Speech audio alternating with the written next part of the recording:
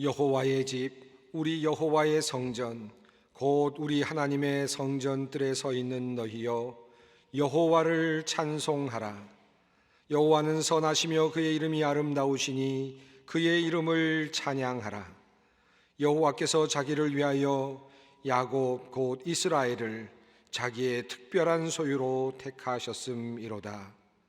하나님은 영이시니 예배하는 자가 영과 진리로 예배할지니라. 아멘.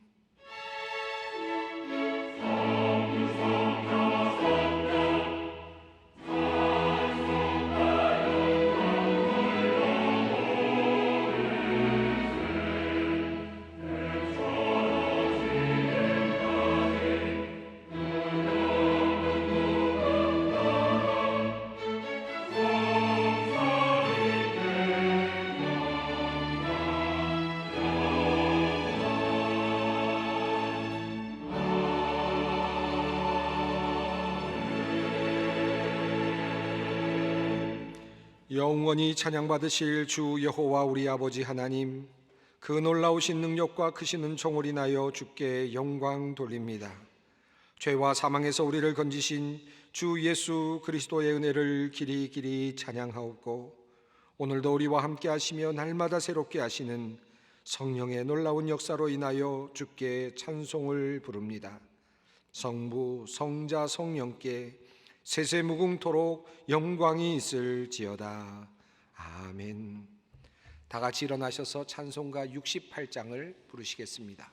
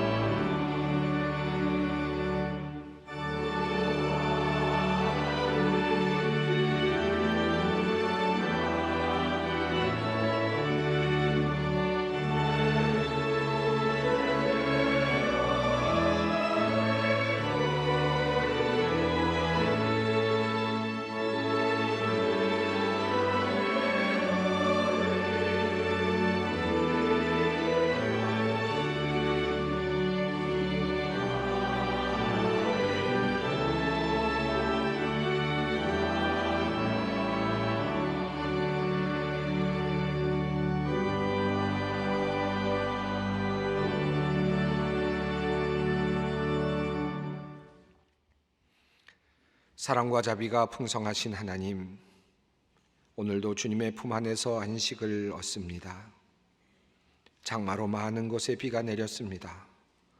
더러웠던 모든 것들이 씻겨 내려가고 공기는 맑고 대기의 먼지는 모두 사라졌습니다.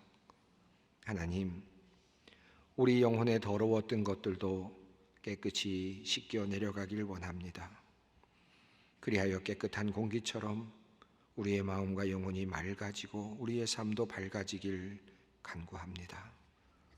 하오나 주님, 이렇듯 깨끗해만 보이는 환경이지만 여전히 우리는 코로나19 감염의 위험 속에 있습니다. 아무것도 보이지 않는 환경이지만 우리 주위를 맴도는 바이러스처럼 늘 우리 영혼 주위에 우리를 맴도는 죄악의 바이러스가 있음을 우리가 압니다. 우리의 무분별한 행동으로 감염병이 전파되듯 우리의 분별 없는 행동과 말이 죄악의 바이러스를 퍼뜨리고 있음을 깨닫습니다.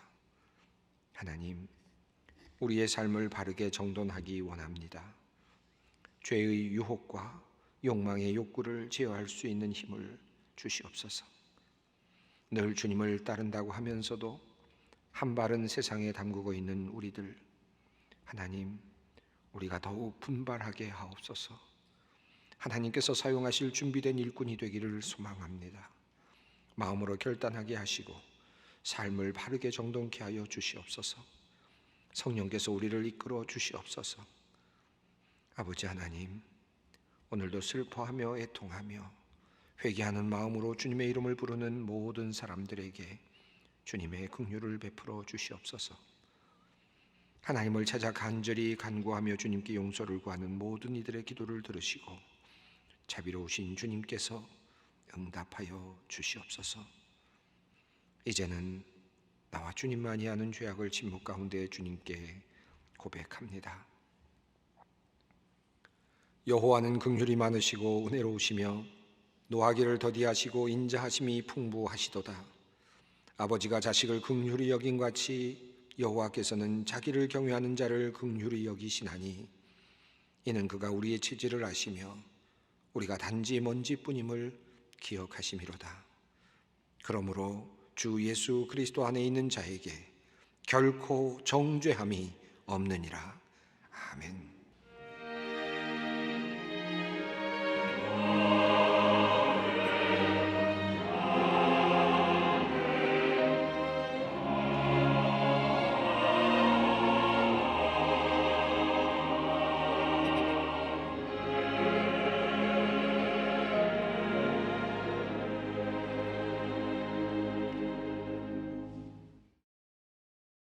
오늘 우리에게 주시는 하나님의 말씀입니다. 신약성경 갈라디아서 1장 4절로 5절 말씀입니다.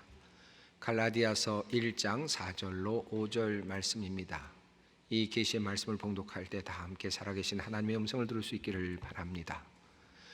그리스도께서 하나님 곧 우리 아버지의 뜻을 따라 이 악한 세대에서 우리를 건지시려고 우리 죄를 대속하기 위하여 자기 몸을 주셨으니 영광이 그에게 세세토록 있을지어다. 아멘.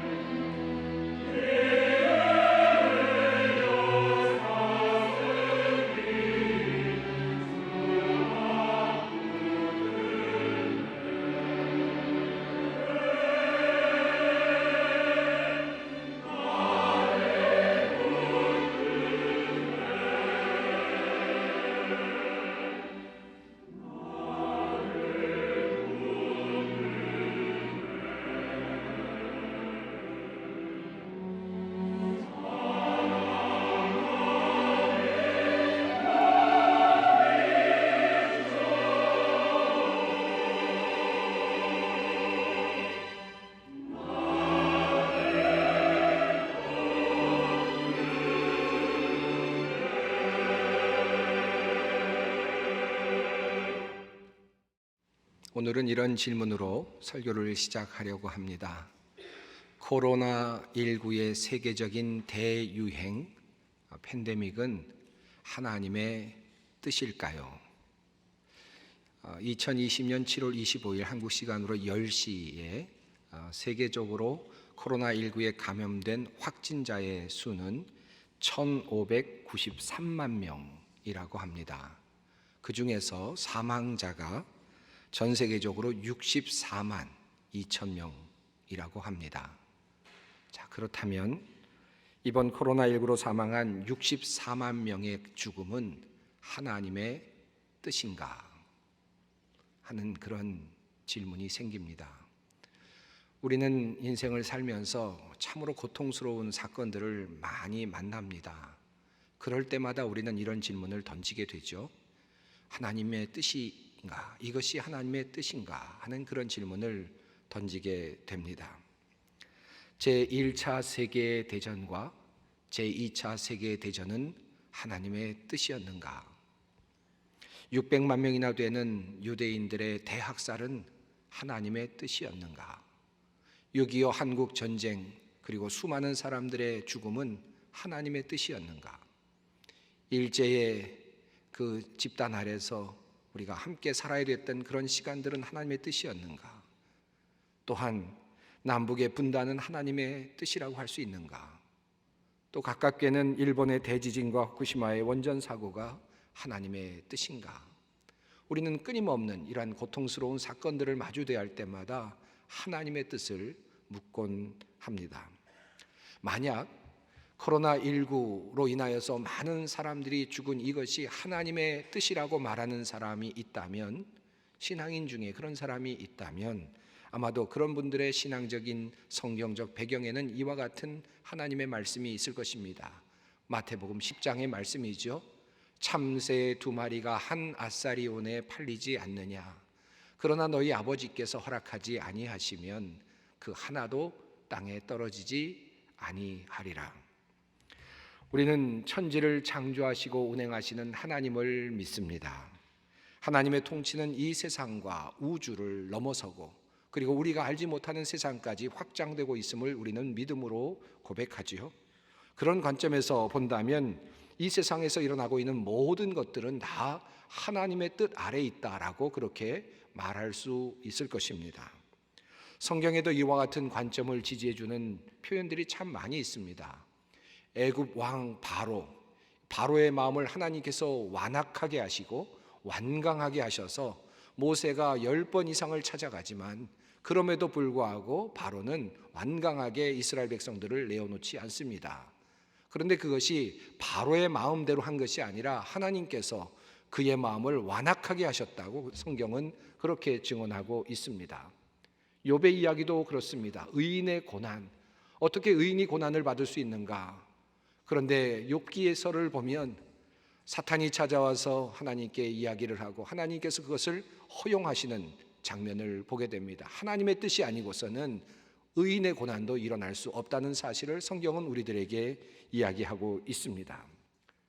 그러나 사실 이러한 고백들, 하나님께서 모든 것을 다 통치하시고 모든 것은 하나님의 뜻 가운데서 이루어진다라고 하는 이와 같은 고백은, 이와 같은 우리들의 신앙의 고백은 하나님의 전지하심과 전능하심에 대한 고백이 될 수는 있습니다마는, 그리고 한 걸음 더 나아가서 이미 일어난 고통스러운 사건에 대한 우리 신앙인들의 어떤 교훈을 찾으려고 하는 신앙적인 시도라고 할 수도 있겠습니다마는, 그러나 현실 속에서 그와 같은 고통 속에 살아가는 당사자들에게는 참으로 이해하기가 어려운 그런 고백이라고 할 수 있을 것입니다. 코로나19로 희생된 사람들, 그분들이 나의 부모님이라면 어떻게 생각이 되시겠습니까? 과연 하나님의 뜻이다라고 그렇게 담담하게 받아들일 수 있을까요?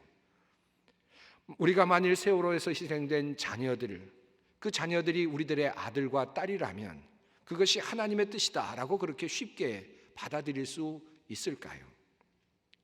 만약 하나님께서 코로나19로 64만 명을 죽이실 것을 계획하시고 허용하시고 이루셨다면, 과연 우리가 그렇게 믿는다면 과연 우리에게는 이런 질문이 생깁니다. 과연 그 하나님은 선하신 하나님이신가? 바른 하나님이신가 하는 그런 질문이 생깁니다. 반대로 하나님께서 코로나19를 원하지 않으셨고 많은 사람들이 죽는 것도 원하지 않으셨다면, 그리고 그것이 하나님의 뜻이 아니었다고 우리가 말한다면 또 다른 문제가 제기됩니다. 그렇다면 하나님은 과연 이 세상을 제대로 관장하고 계시는 분이신가? 전능하신 하나님이 맞는가? 전지하신 하나님이라 우리는 말할 수 있는가 하는 또 다른 질문이 제기되게 됩니다. 사실 우리는 오늘 신앙의 신비이기도 한 매우 큰 주제를 오늘 마주대하고 있습니다. 하나님께서 오늘 우리에게 이 신비를 열어 보여주시기를 간절히 소망합니다. 사랑하는 성도 여러분, 하나님의 뜻이 어디 있을까요? 하나님의 뜻은 무엇입니까? 우리가 하나님의 뜻을 찾으려 할 때 한 가지 먼저 주의해야 할 점이 있습니다. 우리가 너무 지엽적으로 또 사건이나 시간 안에 매여서 하나님의 뜻을 찾으려 해서는 안 된다라는 것입니다. 아주 적절한 예는 아니지만 이런 한번 생각을 해보시기 바랍니다. 초등학교에 다니는 어린아이가 있습니다. 엄마가 이 어린아이에게 이런저런 일을 시켰습니다. 해야 할 일이 그래서 많습니다. 이 아이는 수학학원에도 다니고 영어학원에도 다녀야 합니다. 피아노 학원도 가야 하고, 그리고 운동도 해야 합니다. 그리고 발레 연습도 해야 합니다. 자, 그렇다면 이 아이를 향한 엄마의 뜻은 무엇일까요? 이 아이를 향한 엄마의 뜻은 발레리나가 되는 것일까요? 피아노를 잘 치는 그런 연주자가 되는 것일까요? 운동선수가 되는 것일까요? 또는 수학선생님이 되는 것일까요? 과학자가 되는 것일까요? 물론 이 안에 엄마의 뜻이 숨겨져 있을 수도 있겠습니다만은 진정한 엄마의 뜻은 어떤 것이겠습니까? 무엇이 될지는 모르지만 그 아이가 자기가 원하는 것을 찾고 자기의 달란트를 찾아서 마음껏 날아갈 수 있기를, 그 아이가 자기의 삶을 온전하게 즐길 수 있기를, 행복하게 살아가기를 원하는 엄마의 마음이 담겨져 있지 않을까 하는 생각이 듭니다. 마찬가지입니다. 우리가 하나님의 뜻을 발견하려고 할 때 때로는 어떤 지엽적인 사건이나 시간 안에 매일 때가 있습니다. 그러다 보면 진정한 하나님의 뜻을 놓칠 수가 있습니다. 조금 더 넓게 포괄적으로 하나님의 뜻을 살펴볼 필요가 있습니다. 자, 그렇다면 하나님의 뜻은 어디에 있습니까? 제일 먼저 우리가 하나님의 뜻을 살펴볼 수 있는 곳이 있습니다. 그것은 바로 이 하나님께서 세우신 자연과 우주의 질서입니다. 하나님께서 천지를 창조하실 때에 하나님께서는 그 모든 질서 안에 하나님의 뜻을 담겨 두셨습니다. 우리가 이것을 잊지 말아야 합니다. 하나님께서 온 세상을 창조하실 때 그 하나님의 그 질서 안에는 하나님의 뜻을 담고 있다는 말씀입니다. 하나님의 뜻을 찾을 때 가장 먼저는 그러므로 세상의 원리, 그리고 이 자연과 우주의 원리를 주목할 필요가 있습니다. 사람이 물에 빠지면 죽지요. 물속에서 살아날 수 없습니다. 물고기는 물에서 삽니다. 사람은 하늘을 날 수 없지요. 자신의 힘으로 날 수는 없습니다. 새는 날아갑니다. 이것이 세상의 원리이죠. 하나님의 창조의 법칙입니다. 공기는 기압에 따라서 움직이게 되어 있고, 그리고 수증기는 올라가서 비를 만들고, 또 비가 내려오다가 날씨가 차가워지면 눈이 되어 내려옵니다. 이것이 하나님의 천지를 창조하신 하나님의 질서입니다. 물이 없으면 사막이 되고, 그리고 물이 넘치면 홍수가 되어서 인간들에게 해를 끼치게 됩니다. 생명체들을 쓸어버릴 수도 있습니다. 이것이 하나님의 큰 자연 가운데 세우신 하나님의 질서입니다. 사람이 태어나고 사람이 성장하죠. 그리고 사람이 노쇠해 갑니다. 그리고 사람은 죽을 수밖에 없습니다. 이것이 하나님의 뜻입니다. 우리가 이 하나님의 뜻을 겸허하게 받아들이는 것이 매우 중요합니다. 그러므로 사도 바울을 통하여 하나님께서는 이렇게 분명하게 말씀하셨습니다. 창세로부터 그의 보이지 아니하는 것들, 곧 그의 영원하신 능력과 신성이 그가 만드신 만물에 분명히 보여 알려졌나니 그러므로 그들이 핑계하지 못할지니라. 하나님께서 이미 자연의 질서 안에 하나님의 그 마음과 뜻을 담아두셨는데도 불구하고, 그리고 그 자연과 우주가 그 뜻을 따라서 움직이고 있음에도 불구하고 우리는 하나님의 뜻을 다른 데서 찾으려고 할 때가 참 많습니다. 하나님은 분명하게 만물 가운데 하나님의 뜻을 새겨두셨습니다. 두 번째로, 이러한 하나님의 뜻은 자연과 우주에 스며져 있지만 그보다 더 분명하게 하나님의 말씀 안에, 성경 안에 새겨져 있습니다. 성경은 온통 하나님의 말씀과 하나님의 뜻으로 가득합니다. 하나님은 성경 안에 나타나는 사건과 그리고 그 말씀을 통해서 하나님의 뜻을 분명하게 우리에게 드러내 보여주셨습니다. 하나님이 아담과 하와를 만드시고 남자와 여자를 만드시고 그들에게 생육하고 번성하라 말씀하셨습니다. 이것이 하나님의 뜻입니다. 제3의 성은 없습니다. 남자와 여자의 창조는 하나님의 창조입니다. 그리고 그 창조의 목적은 생육과 번성함에 있습니다. 이것이 하나님의 뜻입니다. 하나님은 인간에게 만물을 다스리도록 그렇게 명령하셨습니다. 인간은 그와 같은 권위를 하나님으로부터 부여받은 존재입니다. 이것이 하나님의 뜻입니다. 각종 과일들이 열리고 그리고 세상에 내어놓습니다. 그리고 사람들은 그것을 먹을 수 있습니다. 사람들은 그 모든 과일들을 먹을 권리를 가지고 있고 그리고 짐승을 먹을 권리를 가지고 있습니다. 이것이 하나님의 뜻입니다. 이것이 성경 안에 드러나 있습니다. 하나님은 모세를 통하여 이스라엘 백성들에게 하나님의 뜻을 전했습니다. 너는 나 외에는 다른 신들을 내게 두지 말라. 분명히 주님께서 말씀하셨습니다. 그 외에도 구약 성경에 수없는 말씀들이 하나님의 뜻을 우리에게 분명하게 증거하고 있습니다. 한 걸음 더 나아가서 신약 성경을 통하여 바울 사도는 우리에게 이렇게 말씀하고 있습니다. 하나님의 뜻은 여러분이 성결하게 되는 것입니다. 여러분은 음행을 멀리하여야 합니다. 각 사람은 자기 아내를 거룩함과 존중함으로 대할 줄 알아야 합니다. 하나님을 알지 못하는 이방 사람과 같이 세욕에 빠져서는 안 됩니다. 또 이런 일에 탈선을 하거나 자기 겨울을 해하거나 하지 말아야 합니다. 또 성령을 통하여 말씀하십니다. 항상 기뻐하라, 쉬지 말고 기도하라, 범사에 감사하라. 이것이 그리스도 예수 안에서 너희를 향하신 하나님의 뜻이니라. 주님의 말씀 안에 온전한 하나님의 뜻이 드러나고 있습니다. 성경 말씀 안에 온전한 하나님의 뜻이 드러나 있습니다. 그러므로 주님은 제자들에게 친히 이렇게 말씀하셨습니다.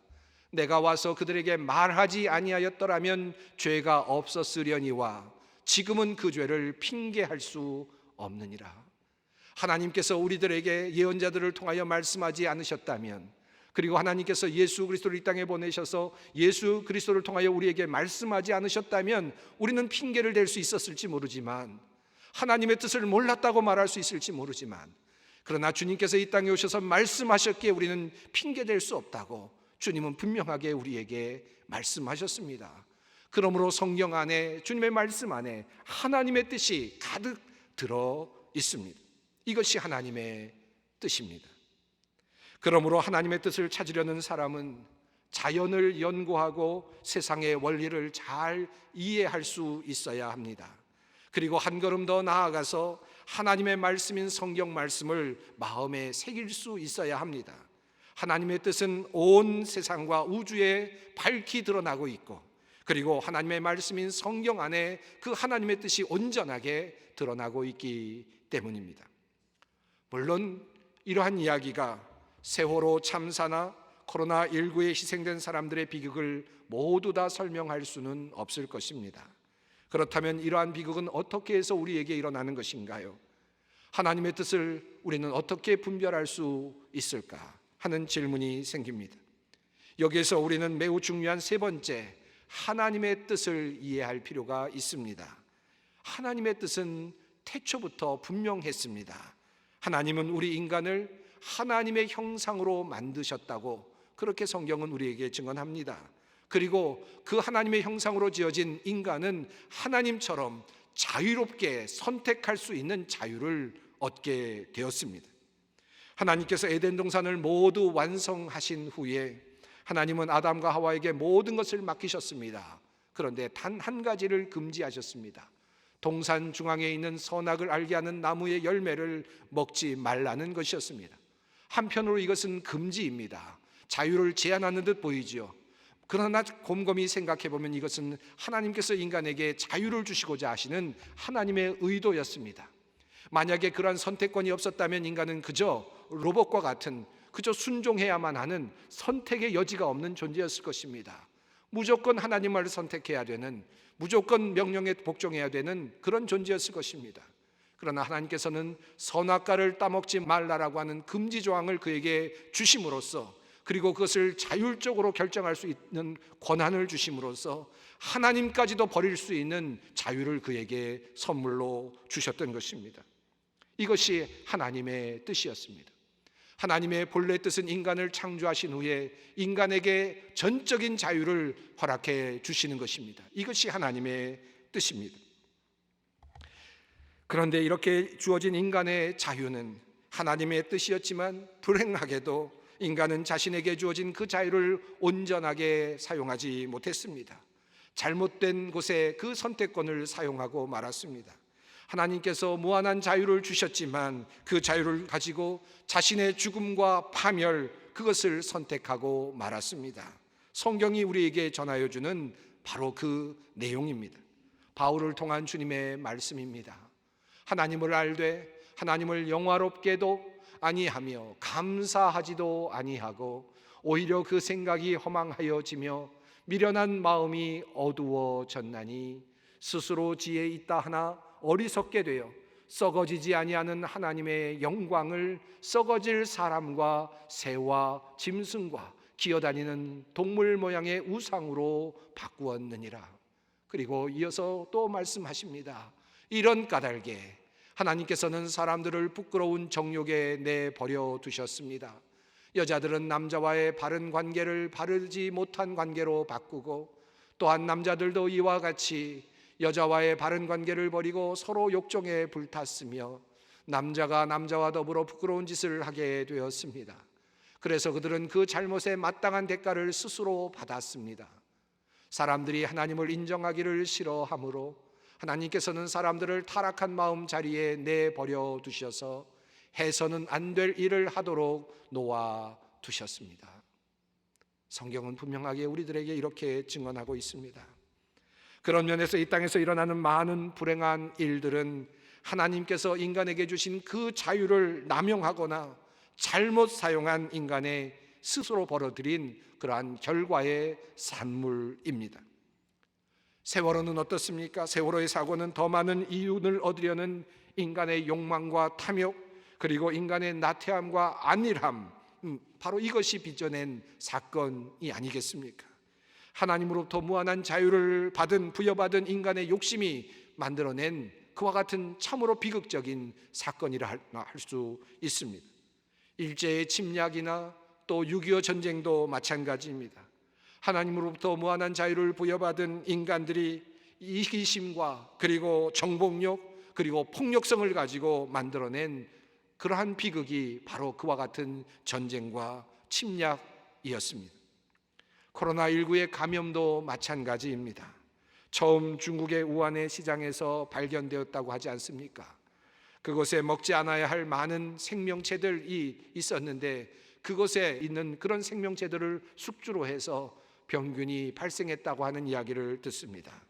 인간의 무한한 욕심과 탐욕이 바로 그와 같은 바이러스를 만들어냈다고 하는 사실을 우리는 기억합니다. 하나님으로부터 무한한 자유를 부여받은 인간의 참으로 불행한 모습이라 아니할 수 없습니다. 하나님께서 우리를 향한 뜻은 분명합니다. 처음부터 그랬습니다. 그것은 여전히 지금도 유효합니다. 하나님은 우리에게 참된 자유를 주시고자 하십니다. 하나님조차도 떠날 수 있는 자유를 주시고자 하십니다. 그리고 그 자유를 누리라고 하십니다.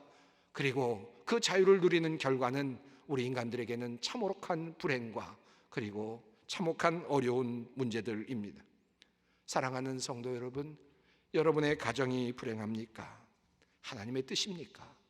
정말 하나님의 뜻입니까? 아니면 우리의 문제입니까? 깊이 생각해 볼 수 있었으면 좋겠습니다. 네 번째로, 하나님의 뜻은 이러한 인간의 실패에도 불구하고 하나님은 여전히 인간을 사랑하시며 그 인간들에게 또 다른 자유를 주시고자 하신다는 사실입니다. 인간의 자유로 일그러지고 그리고 왜곡된 이 문제들을 다시 풀어내 주시고 인간을 또다시 참된 자유로, 자유로운 존재로 만들어 주시고 그리고 구원해 주시기를 원하신다는 것입니다. 이것이 하나님의 뜻이라고 성경은 우리들에게 증언하고 있습니다. 오늘 본문이 바로 그 사실을 우리들에게 분명하게 증언하고 있습니다. 예수 그리스도께서는 하나님 우리 아버지의 뜻을 따라 우리를 이 악한 세대에서 건져 주시려고 우리의 죄를 대속하기 위하여 자기 몸을 바치셨습니다. 하나님은 우리를 살려내어 주시기를 원하십니다. 우리가 잘못하여 만들어낸 모든 문제들을 해결해 주시고 우리의 본래적 모습으로 회복시켜 주시기를 주님은 원하십니다. 우리 모두가 구원받기를 원하십니다. 이것이 하나님의 뜻입니다. 우리에게 주신 자유를 모두가 다 그만 사용했는데 그 모든 그 자유를 사용한 결과는 모두에게 똑같았습니다. 모두가 다 죄의 노예가 되는 것이었습니다. 이 죄의 결과는 결국 사망이었습니다. 이 사망의 문제에서 누가 우리를 구원해 줄 수 있을까? 우리는 탄식할 수밖에 없었습니다. 인간이 누리고 있었던 이 자유를 통해서 얻은 결과는 바로 인간의 탄식뿐이었습니다. 이러한 인간을 구원하시기 위해서 하나님께서 자신의 아들인 예수 그리스도를 이 땅에 보내어 주십니다. 예수 그리스도를 통하여 이 땅에 우리가 쌓아놓았던 모든 결과들, 죄의 결과들, 사망의 그 음침한 모든 모습들, 그 모든 사망의 심판과 같은 모든 것들을 하나님께서 그리스도의 보혈로 해결해 주시기를 원하십니다. 그리고 우리를 또다시 자유롭게 해주시기를 원하십니다. 이것이 하나님의 뜻입니다. 우리의 삶으로 돌아가 봅니다. 사랑하는 성도 여러분, 우리의 고통이 어디에서부터 왔습니까? 우리가 자연의 질서를 어기고 살아온 탓입니다. 우리의 고통이 어디에서 왔습니까? 하나님께서 우리에게 주신 자유를 남용한 결과입니다. 하나님께서 우리에게 말씀하여 주신 그 말씀을 따라 살지 않은 결과입니다. 그러나 하나님은 우리를 또다시 부르시고 그리고 우리를 또다시 고쳐주시기를 원하십니다. 이것이 하나님의 뜻입니다. 우리를 다시 회복시켜 주시기를 원하십니다. 이것이 하나님의 숭고하고 원대하신 뜻입니다. 나를 향하신 하나님의 뜻입니다. 여전히 변하지 아니하시고 여전히 변치 아니하시는 하나님의 뜻입니다. 우리가 얼마만큼 망가졌는지 모릅니다. 얼마나 망가졌어도 상관없습니다. 얼마나 많이 망가졌느냐 하는 것은 중요하지 않습니다. 정말 회복할 수 없을 만큼 망가졌어도 괜찮습니다. 하나님은 우리를 다시 살리시기를 원하십니다. 우리를 다시 회복시켜 주시기를 원하십니다. 우리에게 참된 자유를 주시기를 원하십니다. 죄로부터의 자유, 사망으로부터의 자유, 모든 것으로부터의 자유를 주시기를 원하십니다. 그리고 하나님께로 나올 수 있는 자유를 우리가 누리기를 원하고 계십니다. 우리의 삶을 돌아보십시다. 우리의 가정을 돌아보십시다. 잘못된 것들이 있습니까? 고통스러운 현실들이 있습니까? 그것을 하나님의 뜻이라고 그렇게 말하지 마십시다. 이것은 우리의 잘못이요, 우리의 실수이고 우리의 자유, 우리의 만용에 따른 죄의 결과들입니다. 그러나 한 가지 우리에게 희망이 있습니다. 하나님은 궁극적으로 우리를 구원하시고 우리를 온전하게 회복시키실 것입니다. 여기에 희망이 있는 것입니다. 아담과 하와가 자신의 선택으로 선악과를 따먹었을 때, 그래서 하나님과 멀어지게 되었을 때 이미 하나님께서는 자기 자신의 아들 예수 그리스도를 이미 구원자로 세워주실 것을 결심하고 계셨습니다. 인간의 잘못으로 얼룩진 그 현실 가운데서 하나님께서는 한 동물을 죽이시고 그의 피를 흘리게 하셔서 가죽옷을 지으시고 그에게 입혀 주셨습니다. 희생을 통한 하나님의 구원, 하나님의 역사가 이미 계획되고 있었던 것입니다. 사랑하는 성도 여러분, 하나님의 뜻이 어디에 있습니까? 하나님의 뜻은 분명합니다. 인간의 자유, 인간의 구원, 나의 자유, 나의 구원입니다. 주님께서 말씀하십니다. 그리스도께서 하나님 곧 우리 아버지의 뜻을 따라 이 악한 세대에서 우리를 건지시려고 우리 죄를 대속하기 위하여 자기 몸을 주셨으니 영광이 그에게 세세토록 있을지어다. 아멘. 기도하겠습니다. 하나님 아버지, 우리에게 자유를 주시고자 우리의 예상되는 죄악과 허물까지도 담당하시기로 작정하신 하나님의 크신 사랑 감사합니다. 당신의 귀하신 아들을 이 땅에 보내어 주시어 우리를 구원하신 주님을 찬양합니다. 하나님, 우리에게 주신 그 자유로 주님께로 나아가게 하시고 항상 기뻐하며 기도하며 감사하며 주님을 섬기게 하옵소서. 우리를 끝까지 사랑하시고 마침내 우리를 구원에 이르게 하실 주님을 믿습니다. 예수님의 이름으로 기도드립니다. 아멘. 찬송가 267장을 부르겠습니다.